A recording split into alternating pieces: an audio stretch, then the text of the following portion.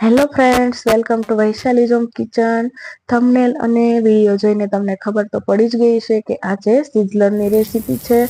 તો હા દોસ્તો, હું તમારી સાથે આજે સિઝલરની રેસીપી શેર કરીશ. રેસીપી ગમે તો વિડીયોને વધુમાં વધુ લોકો સાથે શેર કરી દેજો. ચેનલમાં નવા હોય તો ચેનલને સબસ્ક્રાઈબ કરી દેજો.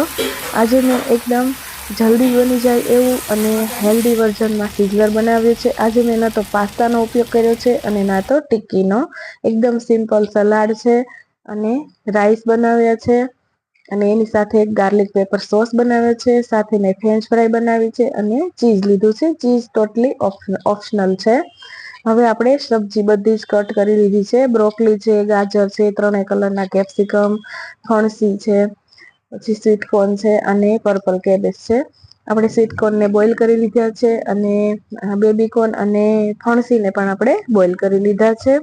હવે આપણે સૌથી પહેલા ગાર્લિક પેપર સોસ બનાવીશું. એના માટે આપણે 2 ચમચી ઘી લઈશું. આજે મેં બટરનો પણ ઉપયોગ નથી કર્યો. ઘરે જે આપણે ગાયનું દેશી ઘી હોય એમાં જ મેં સિઝલર બનાવ્યું છે અને થોડો ઓઇલનો પણ ઉપયોગ કર્યો છે. ઘી ગરમ થઈ જાય એટલે આપણે એમાં એકદમ બારીક ચોપ કરેલું લસણ લઈ લઈશું. લસણનો ઉપયોગ આપણે થોડો વધારે કરીશું કેમ કે આપણો ગાર્લિક પેપર સોસ છે તો આપણે મરી પાવડર અને લસણનો ઉપયોગ વધારે કરીશું.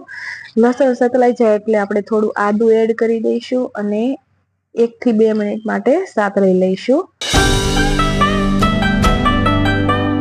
હવે આપણે એકદમ બારીક કટ કરેલા વેજીટેબલ એડ કરી દઈએ. એમાં મેં 1 કાંદો, કેપ્સિકમ, કોબીજ અને ગાજર લીધા છે. જો તમારી પાસે વેજીટેબલ સ્ટોક હોય તો તમે સબ્જી ના એડ કરો તો પણ ચાલે.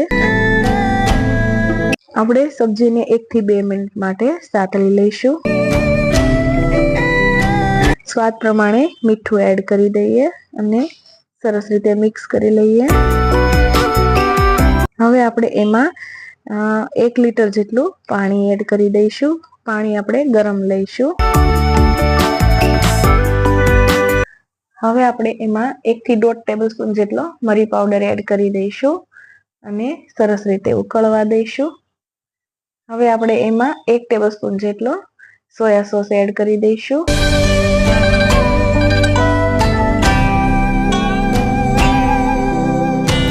સરસ રીતે મિક્સ કરી અને ઉકળવા દઈશું.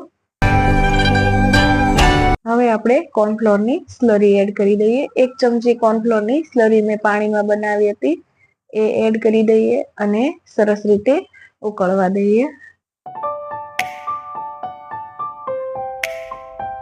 હવે આપણે એમાં તીખાશ માટે થોડું લાલ મરચું મેં પાણીમાં પલાળીને રાખ્યું છે એ એડ કરી દઈએ. તમે અહીંયા ચીલી સોસનો પણ ઉપયોગ કરી શકો છો. મેં ઘરે જે સિમ્પલ લાલ મરચું હોય એ જ લીધું છે. થોડું તીખું આવે એ લીધું છે. થોડો સોસ મને પતલો લાગતો હતો તો ફરીવાર આપણે 1 ચમચી કોર્નફ્લોરમાં થોડું પાણી એડ કરી અને સ્લરી બનાવીને એડ કરી દઈએ અને ઉકળવા દઈએ. થોડું ઘાટું થાય ત્યાં સુધી આપણે સોસને ઉકળવા દેવાનો છે. હવે આપણે અડધા લીંબુનો રસ એડ કરી દઈએ અને સરસ રીતે મિક્સ કરી લઈએ. આપણો ગાર્લિક પેપર સોસ રેડી થઈ ગયો છે. હવે આપણે એને ટ્રાન્સફર કરી લઈશું અને એક બીજું પેન રાખી લઈશું. એમાં આપણે 1 ચમચી ઘી એડ કરી દઈશું. ઘી ગરમ થઈ જાય એટલે આદુ અને લસણથી વઘાર કરી લઈએ.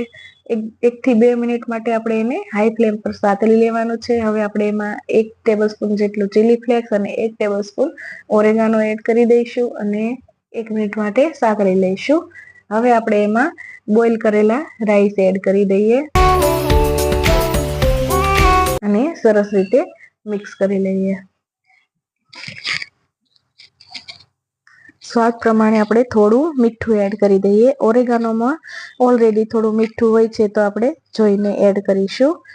આપણા રાઈસ પણ રેડી થઈ ગયા છે. હવે આપણે બીજા એક પેનમાં થોડું તેલ લઈ અને આદુ અને લસણ એડ કરી અને બ્રોકલીને સાતળી લઈશું.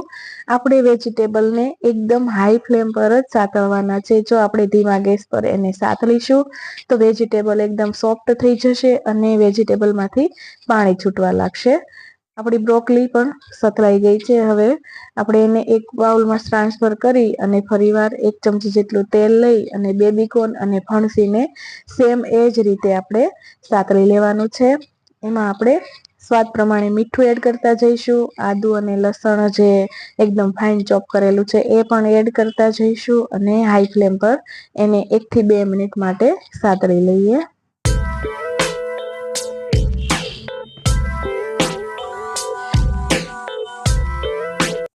બેબીકોર્ન અને ફણસીને આપણે બોઇલ કરીને લીધા છે. હવે આપણે એમાં 1 ચમચી જેટલો ઓરેગાનો એડ કરી દઈશું અને સરસ રીતે મિક્સ કરી લઈએ.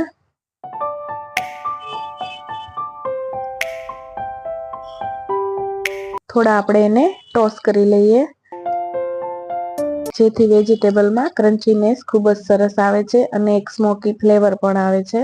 બેબીકોર્ન અને ફણસી પણ રેડી થઈ ગયા છે. હવે આપણે ફરીવાર સેમ પેનમાં ગાજરને એ જ રીતે સાતળી લઈએ. ગાજર મેં કાચા લીધા છે એટલે એને હાઈ ફ્લેમ પર આપણે 2 થી 3 મિનિટ માટે સાતળી લઈશું. એમાં સ્વાદ પ્રમાણે મીઠું, આદુ અને લસણ એડ કરી દઈશું. સરસ રીતે મિક્સ કરી અને સાતળી લેવાનું છે. હવે આપણે એમાં બાફેલી મકાઈ પણ એડ કરી દઈશું. સ્વીટ કોર્ન જે આપણે બોઇલ કરીને લીધા છે એ પણ આપણે એની સાથે જ સાતળી લઈશું.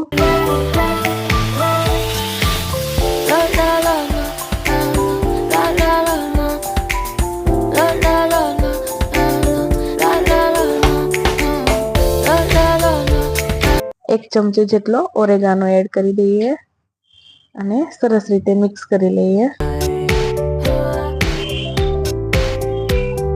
ટોસ કરી લઈએ વેજીટેબલને.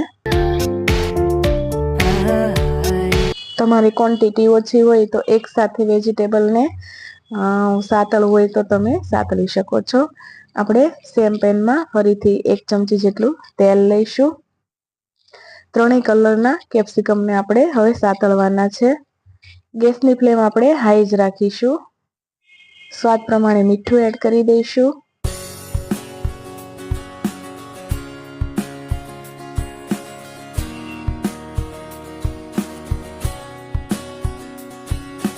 આદુ અને લસણ એડ કરી દઈશું.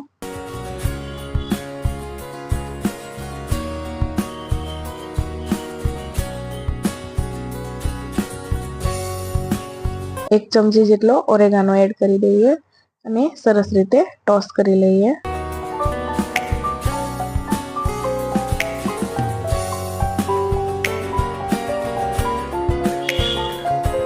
આપણા કેપ્સિકમ પણ રેડી થઈ ગયા છે. હવે આપણે એને એક બાઉલમાં ટ્રાન્સફર કરી લઈશું. સેમ પેનમાં આપણે થોડું તેલ લઈ અને પનીરની સ્લાઇસ મેં કરી લીધી છે. એને પણ આપણે થોડું સાતળી લેવાનું છે.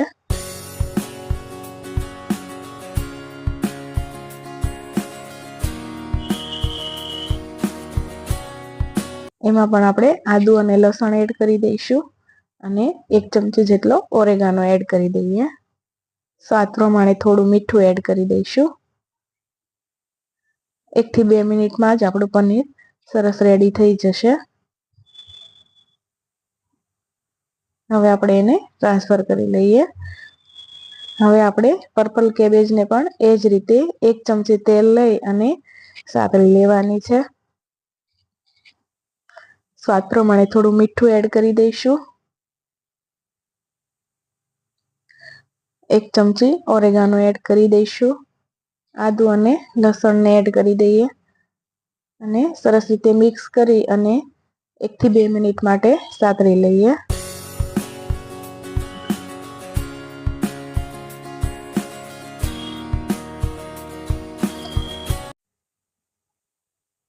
ટોસ કરી લઈએ જેથી એકદમ ક્રન્ચીનેસ અને સ્મોકી ફ્લેવર આવે. આપણી બધી જ વસ્તુ રેડી થઈ ગઈ છે. મેં કોબીજને આ રીતે પતલી સ્લાઇસમાં કટ કરી દીધી છે. બધા સલાડને મિક્સ કરી દીધા છે. રાઈસ આપણા રેડી છે. ગાર્લિક પેપર સોસ રેડી છે અને ફ્રેન્ચ ફ્રાય પણ મેં સાથે લીધી છે. ફ્રેન્ચ ફ્રાયની રેસીપી મેં આગળ મારી ચેનલમાં મૂકેલી જ છે. ચીઝ મેં લીધું છે જે ટોટલી ઓપ્શનલ છે. હવે આપણે પ્લેટને 5 મિનિટ માટે ગરમ કરવાની છે. પછી આપણે એમાં થોડું ઘી લગાવી દઈશું મેં કોબીજના આખા પાંદડા નથી લીધા, એના બદલે મેં આ રીતે સ્લાઇસ કરી છે, જેથી આપણે સિઝલરની સાથે સાથે ખાવામાં યુઝ થઈ જાય અને એ કોબીજ ખાવામાં ખૂબ જ ટેસ્ટી લાગે છે.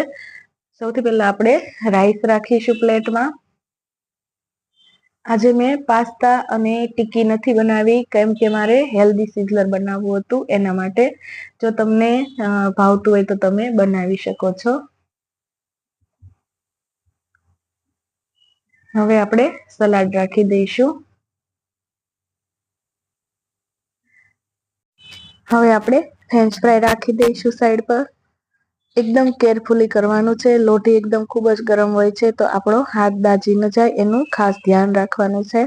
હવે આપણે ગાર્લિક પેપર સોસને આ રીતે સલાડ અને રાઈસમાં પોર કરી દઈશું, જેથી આપણું સિઝલર એકદમ સિઝનિંગ થઈ જશે.